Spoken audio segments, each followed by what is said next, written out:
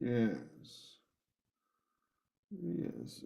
I don't see that it says that I'm recording, though. Oh, it's recording. All right. Whatever. Okay, folks, today we're going to start our section on 14.7, maximum and minimum values of multivariable functions, or more simply known as optimization. As a quick review, there's some basic ideas from Calculus 1 that we need to go over. These ideas haven't changed. That is to say, in two dimensions, two variables, you might have a curve relative to the xy axis, and it might look something like this. And I'll just make up some stuff here. Yeah. And then a hard corner. And then, some kind of disgusting asymptote, right? That maybe the graph looks something like that, whatever. And you're supposed to find the relative extrema of this function. And so what you can do is you can find the low points and the high points and some of the other interesting or critical locations based on behavior of the derivative. In some of these cases, the derivative is 0. In other cases, the derivative is undefined. In fact, I'll just color code these if it's been a long time since you rock and roll. At those locations, the derivative is undefined. At these locations, the derivative is 0, and they are special points. In fact, the book doesn't call them x's. Oops. They call them, let's see, c values. C, where this is C1, C2, C3, C4, C5, and the C sub I are what are called critical points. That is to say, without the benefit of the graph, you only know that they make the derivative 0 or undefined. You have no idea whether they're an actual maximum, minimum, saddle, asymptote, cusp, whatever. That is to say, without the benefit of this picture, if I take the picture out of it, there's no way for you to tell what those C values are locations relating to. So these are critical points. Yet to be classified as max, min, saddle, or the dreaded other. And there's other weirder situations out there, but these are pretty typical outcomes for finding your critical values. Yeah, everybody remember doing this? My first calculus test. Oh. However, then you have one of two options. Option 1, this is called the first derivative test. And what you do is you take the number line, or something like this, you may have been taught different ways, and you C1, C2, C3, C4, C5, you put all of your critical points on the number line, and then that subdivides the number line up into different regions. And then what you do is you take your derivative and you test your sign. Negative, positive, positive, negative, positive. Let's go positive over there. Let me draw the rest of this curve over there like this. That, something like that. And what you infer from that is where the function is decreasing, increasing, increasing, decreasing, increasing, increasing. And then from there you go, well, it's decreasing, and then it's increasing, and the function's defined there, you got a relative min. Or this is increasing, defined, and then increasing. This is a saddle. And then increasing, defined, decreasing, you get some kind of max. And then this is the derivative is undefined, but the function is defined at C4. You have some kind of cusp, and then the derivative and the function are undefined there, and these are weirder situations. But looking at how the sign changes together with how the point is defined at that location allows you to classify things as maximum, minimum, saddle, or other.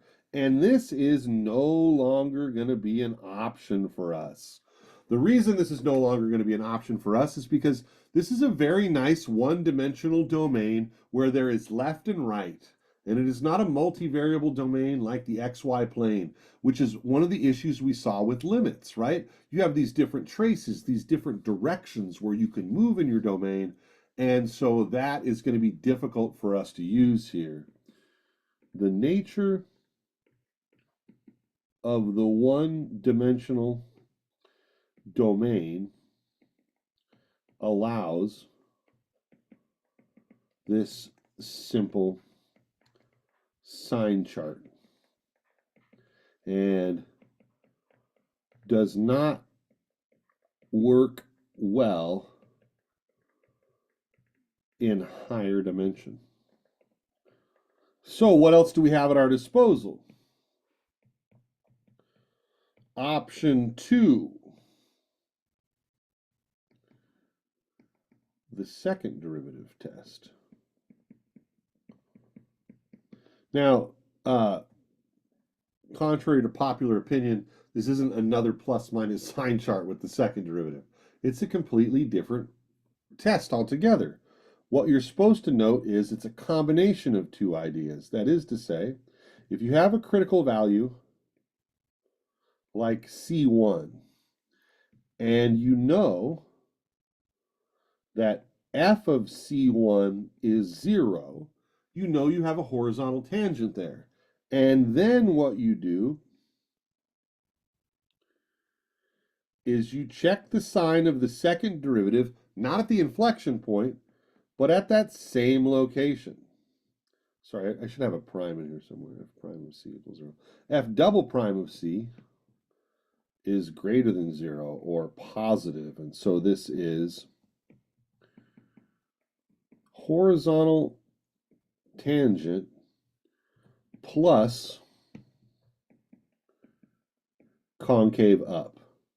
And that allows us to classify f of C1 as a relative minimum. Right? Similarly, you could have a critical point, C1. Oh, easy. Don't look at my personal stuff. Hide your eyes. Jeez. Sorry for going to my desktop here. This isn't even the same lecture. What's going on here? Here we go.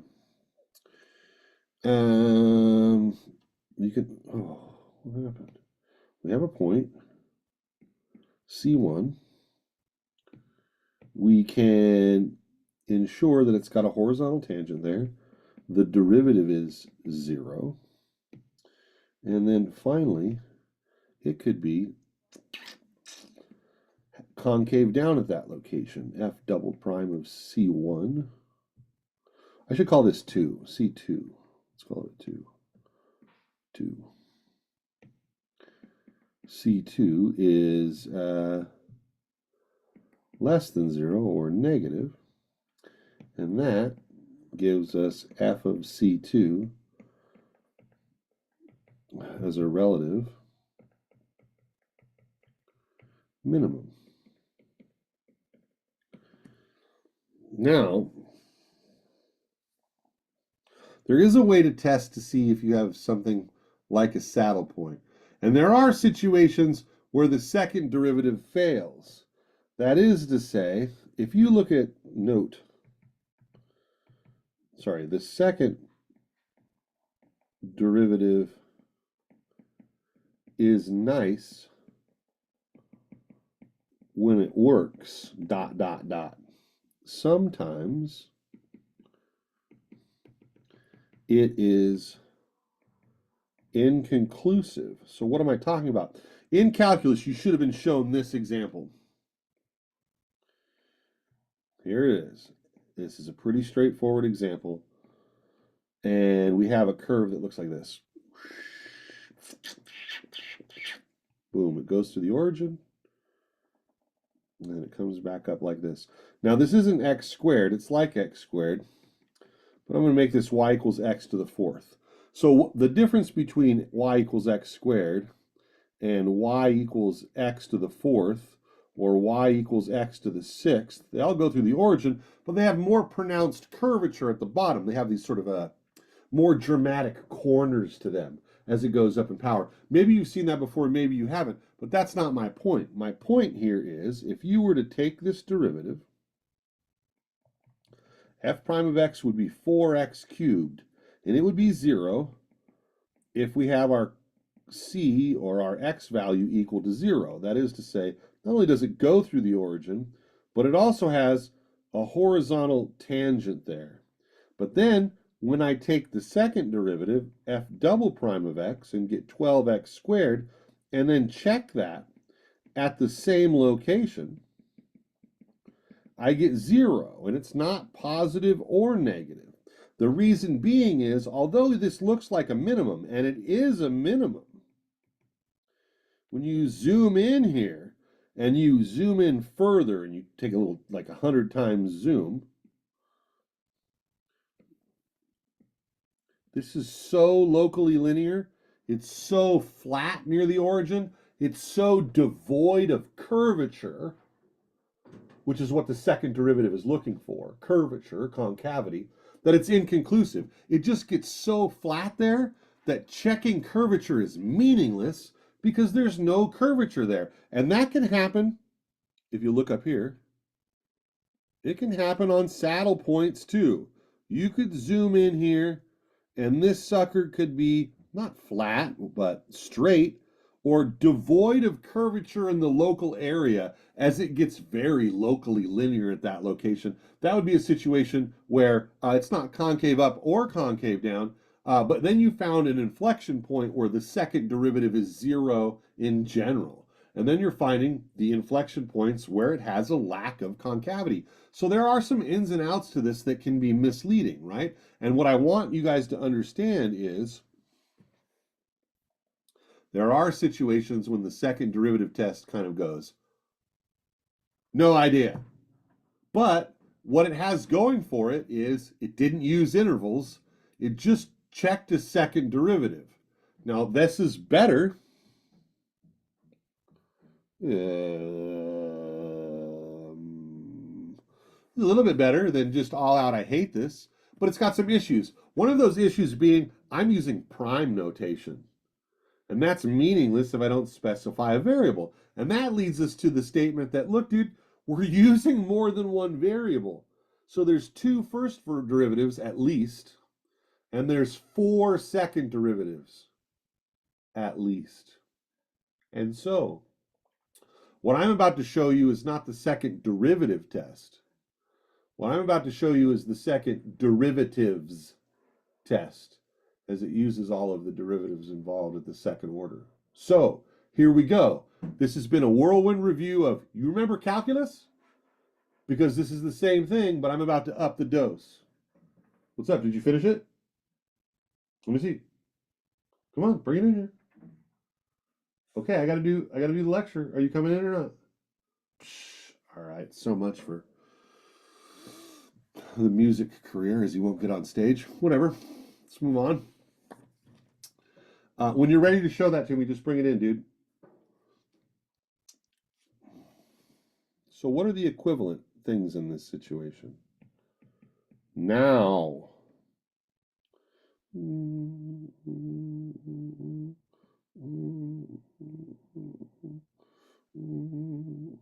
don't know what I'm drawing here, but if I were to draw some 3D situation,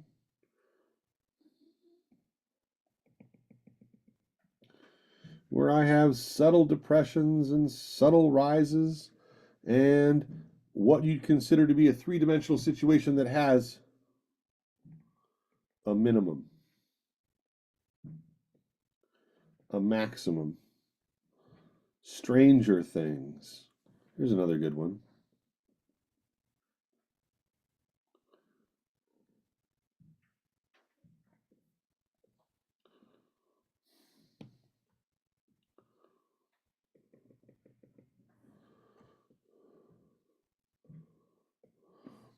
these surfaces, right? They have some extreme locations. They definitely have some boring points, like this one. Oh, come on. Where's my little... There it is. They definitely have some boring points. There's nothing significant happening here. But this spot right here, like the seam of your jeans, right? Or this depression, or this peak of these hills, valleys, and mountain passes, whatever they are, those are significant. And what's going on there is, in these locations, not only do you have a horizontal tangent in one direction, but you have a horizontal tangent in both directions, or we might, in light of our last couple of lectures, talk about tangent planes. And so I'm no longer looking for horizontal tangent locations for lines. I'm still looking for horizontal tangency. But now I'm looking for horizontal tangent planes. And so, in well-behaved situations, we're still hunting for critical points. And we're still looking for critical points based on behavior of the derivative, although now it's derivatives. And so, we now seek special critical points of differentiation. That's related to slope. That is, now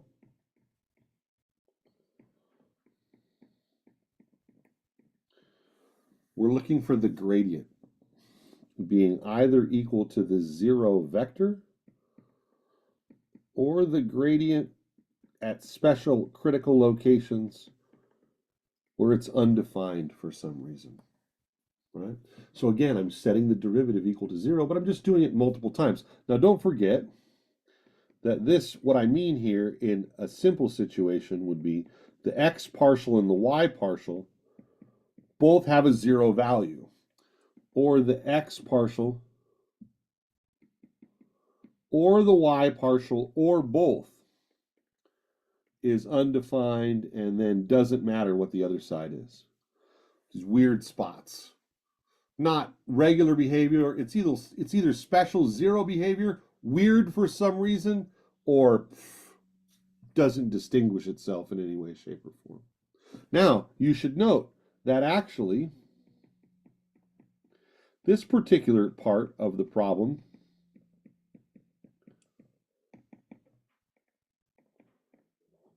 I don't know, I'm going to stop writing it out after that. It doesn't actually matter how many variables there are. You just need it to be 0 rate of change in all directions simultaneously. So if you wanted to go up in dimension and do this in higher dimension, or work in the abstraction, or go out in the field where you're studying something that is multifaceted, time, temperature, density, position, and there are many variables involved, you're probably interested in where the change in all of those variables, if possible, is simultaneously 0, or where a majority of them have 0 rates of change, as those would be significant locations for analysis. Yeah? So that would be the extension of this as you go off to do real engineering. Okay. And similarly, right, f sub x, f sub y, f sub z as a specific example might be 2, 7, and 1 over 0. And you go, oh no, there's something asymptotic in the z direction at that location. Gross. Right? So, undefined in a certain position would be another critical point. So here, the C1, C2, Cn are critical points. Typically,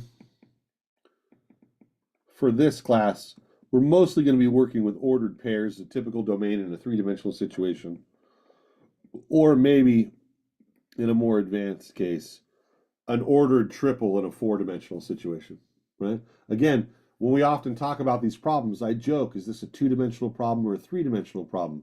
And the answer is yes, because the domain is two-dimensional, the function is three-dimensional, and as you go up, the domain may be three-dimensional for a 4D F a hypersurface, right? So just be careful about your language and sort of police your statements and keep track of domain versus overall dimension just so that you don't get lost in the sauce, man. Any questions on that? You guys doing all right so far? You guys want to talk about it? Yeah, you're doing all right too? What are you doing? You're getting in the fridge? All right. Sorry, he's 4. I don't want him cooking anything while I'm not paying attention. I'm sure your parents are the same way when you guys come home from vacation or on vacation. Okay, let's see. Let's go on. All right. So, did I write down critical points? Yeah, I did. So that's the first big bulletin point. How do we find critical points? So if I gave you a function like example, f of xy is equal to 3x squared minus 2xy plus 7x. 7y squared, something like that. And I said, find any critical points of the function. This can be a little bit more difficult than straight calculus 1. Let's talk about why. The first thing I would do is I would find the partial derivatives. The derivative with respect to x here being 6x minus 2y, and the derivative with respect to y being negative 2x plus 14y. And in calculus 1, you'd get a single equation set equal to 0 with a single variable. And so now I'm interested in this thing called the gradient of f of xy equal to 6x minus 2y, negative 2x plus 14y. When is that equal to the 0 vector, right? Which is essentially going to give me that horizontal tangent plane, right? X slope, Y slope, horizontal tangent plane. That's the idea. If I could drive that geometry home, that's what you're looking for. So we'd have to solve that system, but in order to do that, this is now a system of equations from like algebra 1 or algebra 2 or wherever you first see this. Substitution, elimination, they get more difficult than this simple example. I'm just kind of letting you cut your teeth on this. In this particular case, we get something pretty straightforward. Let's see. From the first equation, 3x minus y equals 0, or y is 3x. And from this equation, whoops, I forgot my y, 14y. We get negative 2x plus 14 times y, which is 3x, equals 0. And so that's going to be 40. X equals 0. So x equals 0. And if x equals 0, y equals 3 times 0, which is 0. So we have a critical point. Our only critical point is 0, 0.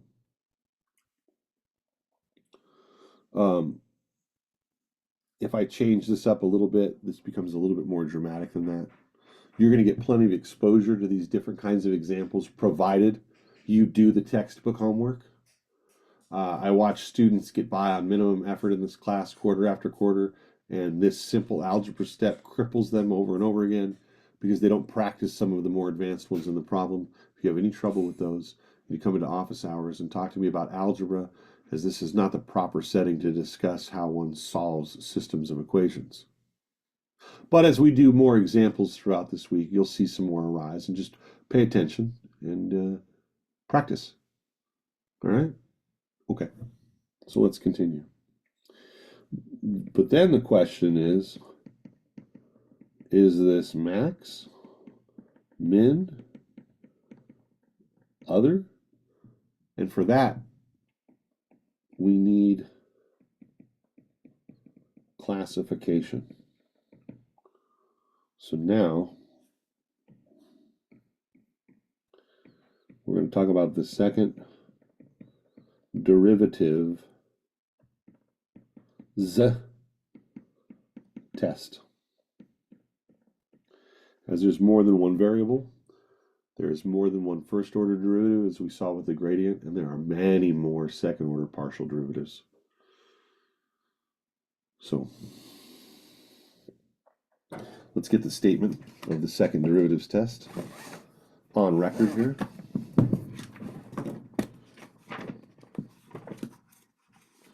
And 14.7.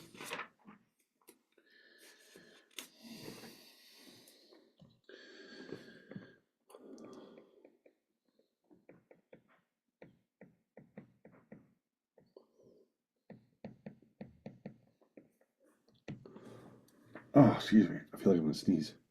All right.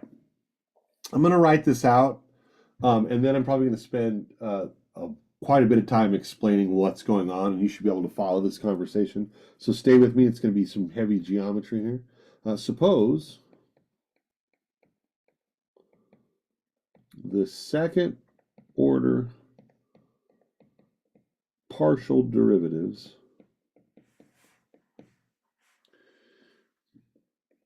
are continuous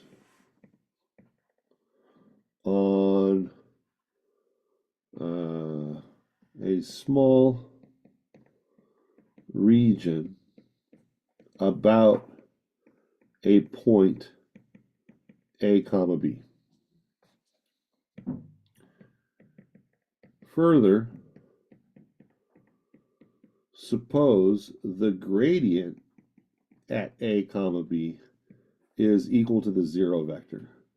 What that means is the first order partial with respect to x and the first order partial with respect to y are both zero.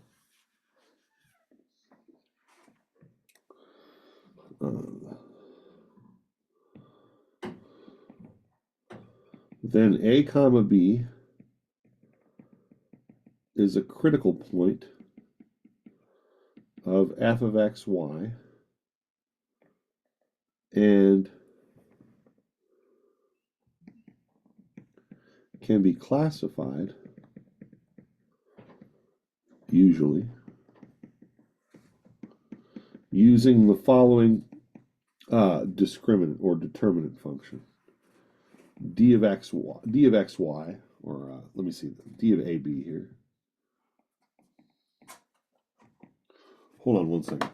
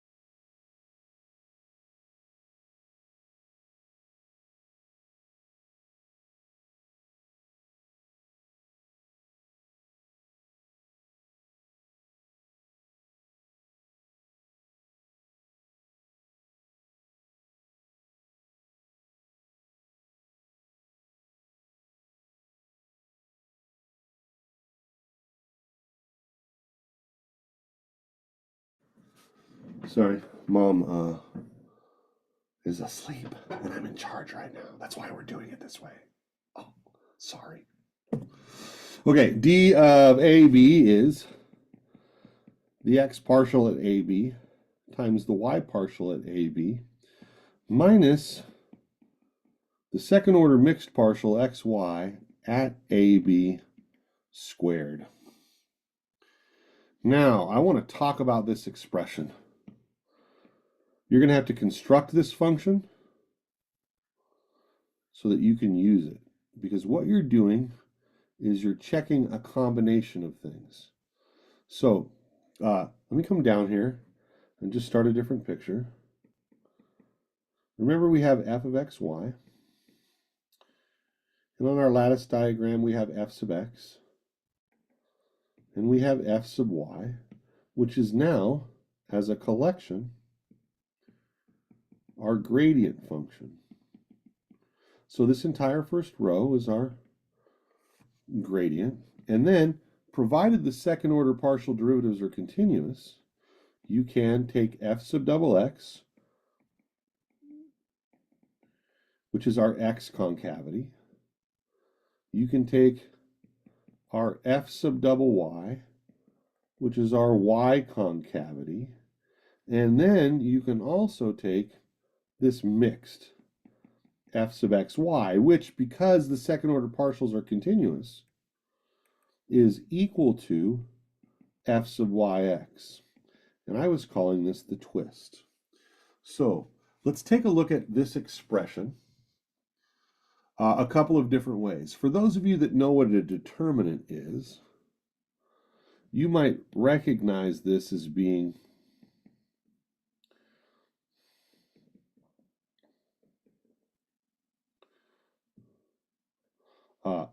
oops, sorry, I left off some subscripts here. This is f sub double x, and that's f sub double y. Sorry, folks. Make sure that these are double subscripts. Go back to your notes, fix them. This is the second derivatives test. I should have second derivatives here. That's my bad. Oh, why is my handwriting so much worse on the tablet? How many of you have that paper-like top? Does that work really good? I'm writing on glass right now. It's kind of lame. Nobody in the chat? No, you guys are, nobody's on a tablet right now? All right, paper-like. All right, well, let me know. All right, anyway, for those of you that know how to compute a determinant, oh, no, don't erase that. For those of you that know how to compute a determinant, what we're talking about is this is just the result of the x partial, double partial, the mixed xy, these are the x derivatives, and then the yx and the double x derivative, and it's the determinant of that. You don't need to know that. I want to give you a better geometric interpretation of it. Let me shrink this down here. Whoops, come on. Whoop. Right over there. I don't want to focus too much on that if you don't know what a determinant is at all. However, I do want to talk about potency and dominance here. And so there are about 4 different possible outcomes here. So let's talk about how one uses this and what this means.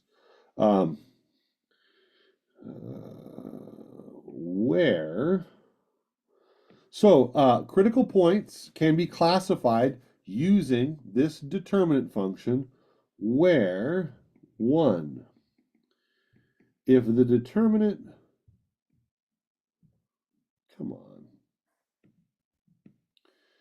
if the determinant at a certain location is positive. 2, the next situation would be, and this is a little bit weird, bear with me, the derivative at the discriminant at a certain position or determinant is also positive. There's 2 different positive situations. 3, if the determinant is negative, then something happens. And then 4, if the determinant at that location is 0, something happens. Now, because of the way the book lists these out, I really want to start at the bottom. These are a bit more obvious, although they're lesser cases. Let's talk about this. What does it mean for this expression to be negative? What are some of the situations where it can be negative? Well, it can be negative in 2 different ways. So what we're doing is we're looking at this expression, right? The product of 2 derivatives and then something squared. And by the way, this thing squared is really just the second order mixed partials multiplied together. They just happen to be the same thing. And so instead of using both of them, we just go, we'll just square that, right? So that's why that looks a little bit weird. So if you wanted, it's always going to be this determinant format, but these last 2 are always going to be the same, and so it's going to act like a square there. So just keep that in mind. Now, what ways can this actually be negative? Well, one way it can be negative is, first of all, this square is either going to be 0 or positive, right? And so either these two products, which is the concavity, are both positive, both up, and they are bigger than the twist. That is to say, this can be positive if the concavity dominates the twist. But in this case, we're talking about things being negative. So either these two are both positive, but when you multiply them together, this is less than this positive twist, meaning that the twist is more dominant than the concavity. You get a certain situation. But this would also, and maybe be more telling, if these were of opposite sign. One was positive and one was negative. Because then you'd have a negative number minus some, whoops, I got those backwards.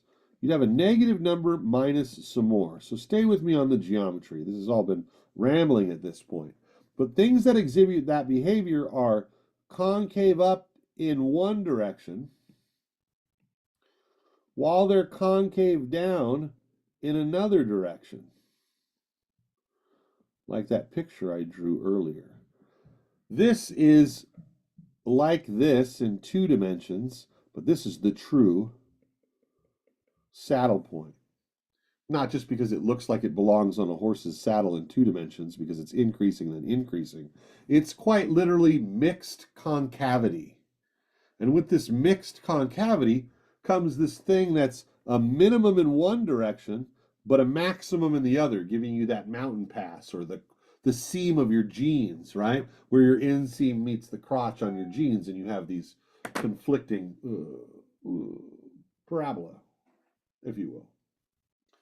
So when you have either one of these situations, mixed concavity or your twist is more dominant, you're going to get a situation where you have a negative output and f of AB is going to be a saddle point. That's it. Now, coming back to this next situation. Sorry, I have to erase some of this, but hopefully you have it in your notes.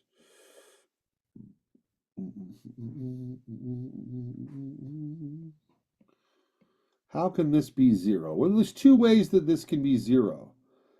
Either the concavity and curvature is exactly equal to the twist, and they cancel each other out, or they're both 0, which means that there's so little concavity that you can't tell if it's a maximum or a minimum because it's got 0 curvature. It's not that there's not a maximum or minimum there. It's that this test has its limitations when it uses curvature.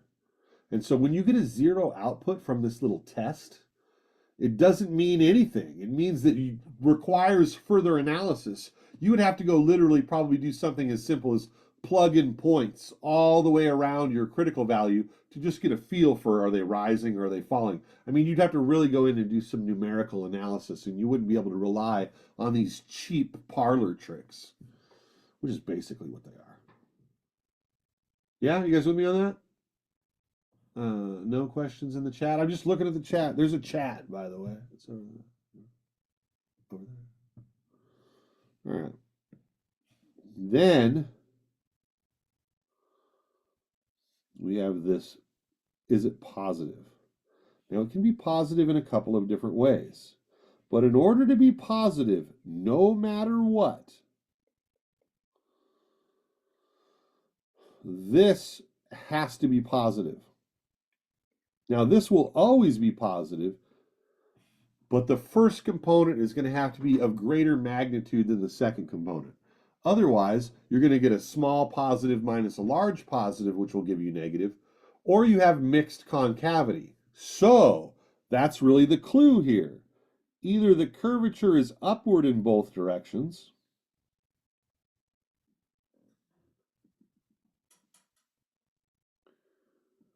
together with your horizontal tangent,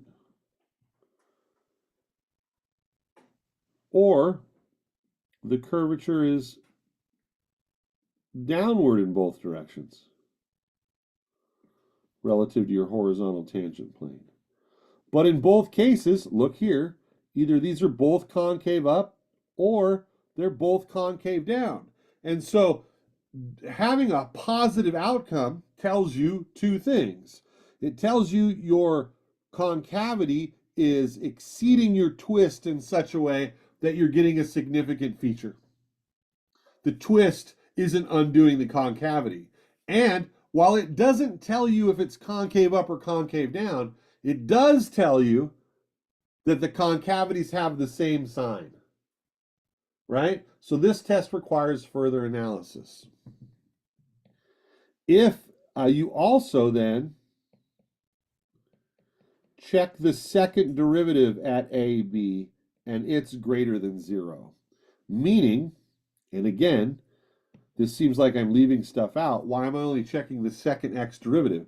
Because in this situation, if you're overall positive and the first one's positive, the second one has to be positive. So while they state this as check the second derivative with respect to x, you could check either one because they're going to have the same sign in this situation. Yeah?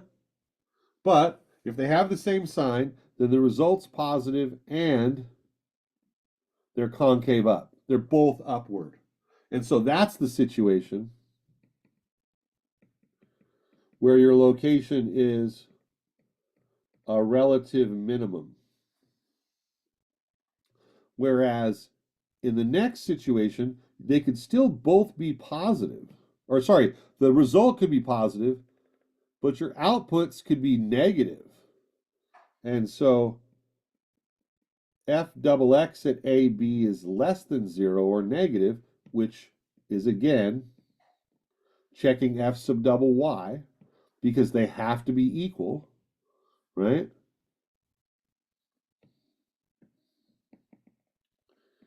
Then f of AB, the location, is a relative maximum. So this is the basics of the second derivatives test. I had a previous example that we just went through where we found the critical point to be 0. So now we're going to use the second derivatives test to classify the origin. What kind of point is it? That's all, again, related to this idea. Sorry, let me go grab this other function really quick.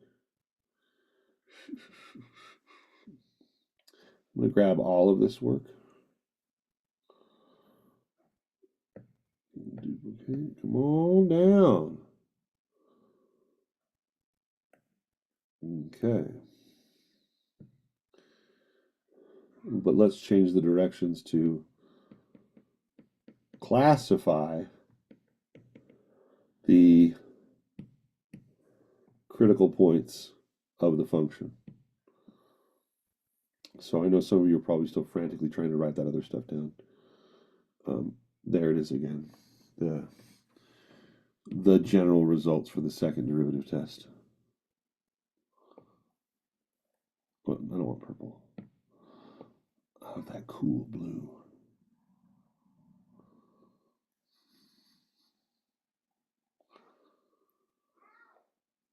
Help. Hold on, my boy's crying. Help. Hold on 1 second.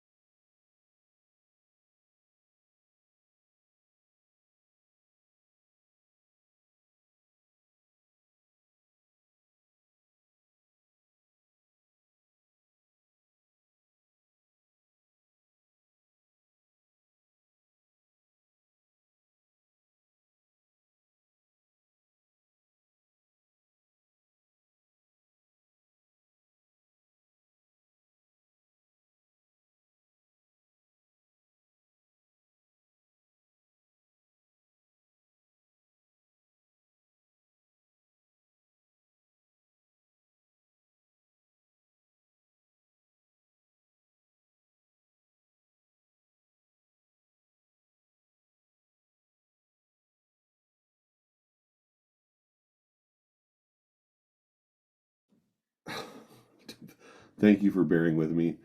My 4-year-old was trying to get orange juice out of the fridge and precariously balancing like 4 things in his arm and about to make a giant mess. And instead of just doing it, he cried for help from the other room. And so, thumbs up. That's how you do that. So just remember that when you're in your dorm balancing whatever stacks of food you have. Ask for help. The problem is I imagine your roommate will help by eating all of your food, which I'll do to him later as soon as this is over. All right, let's finish this example and call it a day. Hi, could you clarify again why f sub double x have to be the same there? Is it because the tangent plane is flat? No, well, so the tangent plane is flat. So Natalie's got this question in the chat, and it says, hi, could you clarify again why f sub double x and f sub double y have to be the same there? Is it because the tangent plane is flat? No, but where was my little picture? The tangent plane is flat. First of all, I would address your question because the first order partials are both equal and 0, but we're checking concavity. So when you ask me if f sub double x and f sub double y have to be the same there, it's not because the tangent plane's flat. That happens in every single one of the situations I have. Where's my little picture? Here. In the saddle, the tangent plane's flat. In the minimum, it's flat. In the maximum, it's flat. So here, here, here, and here, they all have horizontal tangent planes. But now what we're doing is we're checking the curvature. And on this minimum, the concavity, f sub double x, the concavity in the x direction, let me change colors, and that's f sub y, or f sub double y, are both equal, and here they're both positive. Whereas over here, oh, come on, over here, I've got concavity in the x direction equal to downward concavity in the y direction, but here they're both negative. So in both cases of the maximum or minimum, in the minimum case and the maximum case, they both have to be the same sign. Because if they're not the same sign, you get one like this, which is concave down, coupled together with one like that, where it's concave up. And so in these situations, you either have positive times positive, or you have negative times negative. Where in this situation, they're always opposite. And so that's what's contributing to, in this derivative, what's happening in these first two terms for concavity versus twist. And so these first two situations, which could either be minimum or maximum, both have x sub double x and f sub double y either being both positive or both negative, and you can check either one. Whereas down here, you're getting a negative you're getting a negative output because you have a negative times a positive minus some more positive stuff, right? And that's always going to be negative, right? Or you'd have both of them, or you could have them both be positive. Gosh darn it. Although they would be significantly smaller, where this is a larger square. And that happens when you just have a dominant twist, which is forcing your flex at that location, giving you a saddle. Although you might have positive concavity, they could be so slight that it's difficult to know what's going on there. I'm about out of time because I tried to answer that so thoroughly. I guess you do this. Classify classify the discriminant at 0, 0. I hope that clarifies there, Natalie. Yeah? Yeah, okay. Non-committally, she shrugged. All right, see you guys tomorrow with some more examples. Okay? All right, thanks.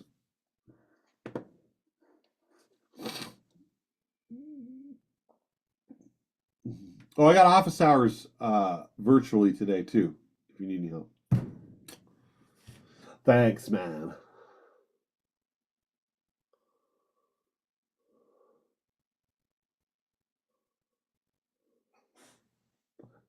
Thank you. Yeah, you're welcome.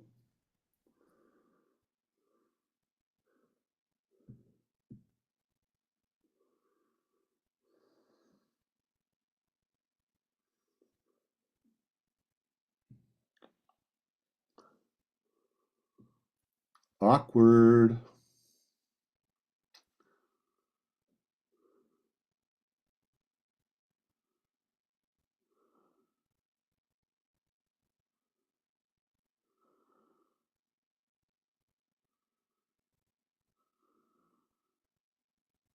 Nathan, you got a question, or are you just kind of in between modes?